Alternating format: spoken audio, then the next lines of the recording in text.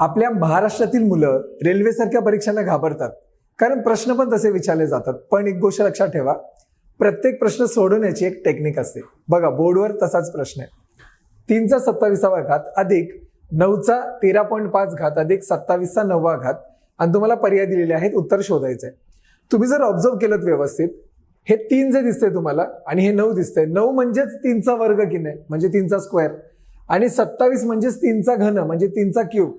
सोडवायचं पण तसंच आहे. बघा आता 3चा 27वा घात, याचं तर काहीच नाही करू शकणार आपण, अधिक 9ला मी काय लिहू शकतो, 3चा वर्ग, आणि त्याचा 13.5 घात, ते तर दिलेलंच आहे. 27 म्हणजे 3चा घन आणि त्याचा परत 9वा घात.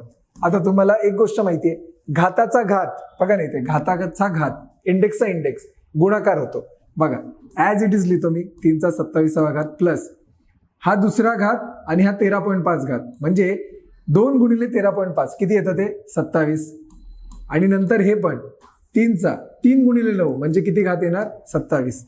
आता 3चा 27वा घात अधिक 3चा 27 घात अधिक 3चा 27 घात 3 वेळा आलेला आहे. मी काय करू शकतो, 3चा 27वा घात कॉमन काढू शकतो. इथे 1 उरणार, इथे पण 1 उरणार, इथे पण 1 उरणार, म्हणजे काय येणार बघा, 3चा 27वा घात गुणिले 1 अधिक 1 अधिक 1 किती येणार 3. 3ला घातांकच नाहीये, म्हणजे तो असणार 1.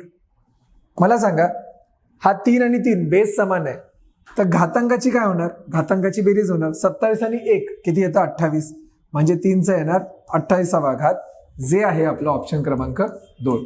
आहे की नाही सिंपल? सांगा. एकदम सिंपल प्रश्न असतात, फक्त टेक्निक माहित पाहिजे तुम्हाला. व्हिडिओ आवडल्यास नक्की लाईक करा.